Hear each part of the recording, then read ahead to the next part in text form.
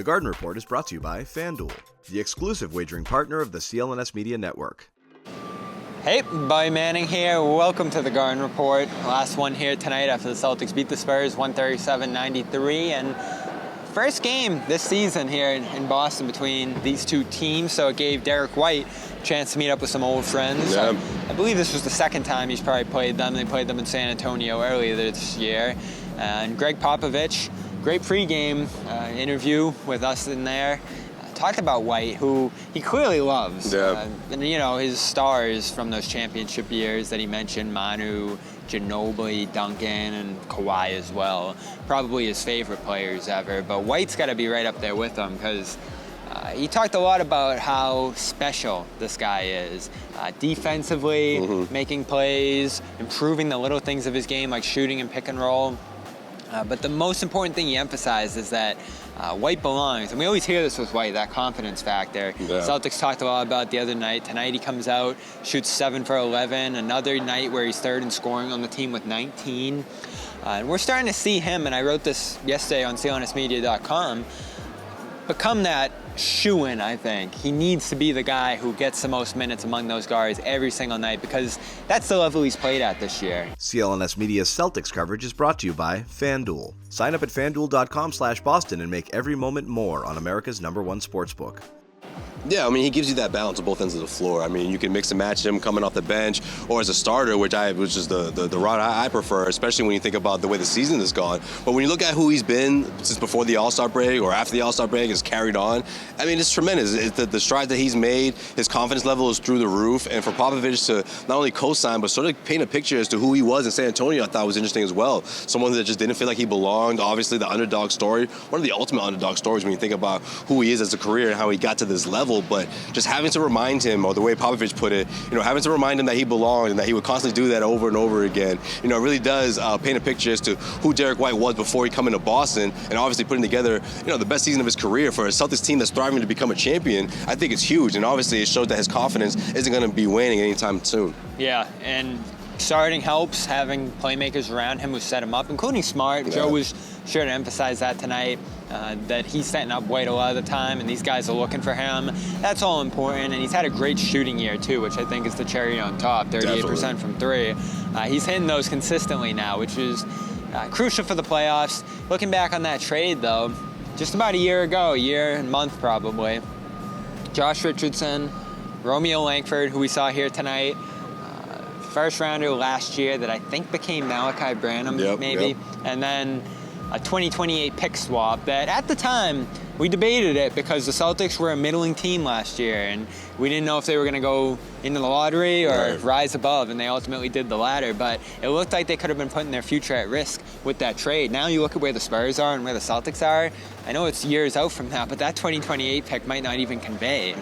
So this trade now we're looking at, and John still won't do an apology cam. No, he's very stubborn about this. I think he's waiting for like a cold streak to say, see, I told you, Derrick White's not that good. This was a slam dunk. This trade was an absolute home run. And Brian Barrett tweeted out, now plus 628 plus minus since he's been here, 72 wins in 101 games. I was going to say, this is 100 plus games that we're talking about, significant sample size. And I think it's just a sign of things to come, especially in the postseason.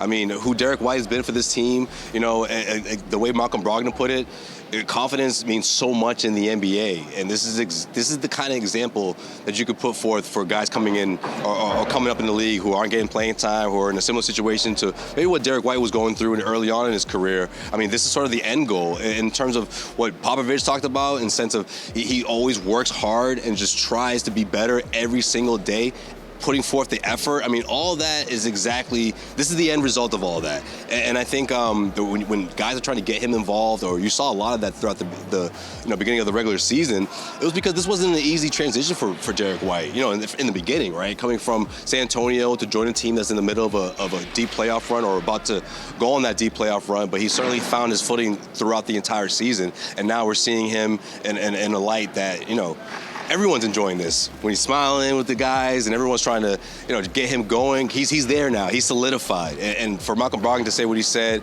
and for everyone who's been gushing over him, especially his former head coach, I mean, it speaks to who Derrick White is right now as a player. Here's what Popovich had to say about Derrick White before the game. Derrick's a really special case of someone over time figuring out that he belongs, basically. He started out in a small college situation, obviously, and matriculated to a Division I school, and then we got him. And in development, he was just outstanding. He spent a lot of time before and after practices, and summer leagues, and learning how to play. He had the size that you can see. He had the size at that position to do it. And the immediate thing that you could see was that he had an instinctive nose for the game. He understood how to play. Most NBA players don't know how to play. He did. And he added skill development on top of that. He's been working a lot on his shot, ball handling, pick and roll, those sorts of things. And he just got better and better because he put so much time in. And then it was just a matter of convincing him that he did belong, so that his confidence would grow. And you've seen that continue, in his time here in Boston. So he's a special young man. And I think we'll see White start the rest of the way now. After It's the move. a bunch of great performances this season, I think that's one of the stories of the year, is Derrick White's performance and ascension to starter. And a great trade looking back on it. Maybe better than the Horford one. Just Maybe.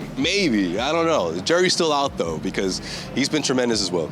All right, well, that's it for us here. The Garden Report, Josue Pavone, Bobby Manning. I'll be down in Washington for Celtics Wizards, so stay tuned for DC's coverage a good down time. there. That's going to be fun. And, of course, check out all of the post-game interviews, CLNS Media, Celtics All Access, and a lot of Derrick White stuff going up at clnsmedia.com from this week.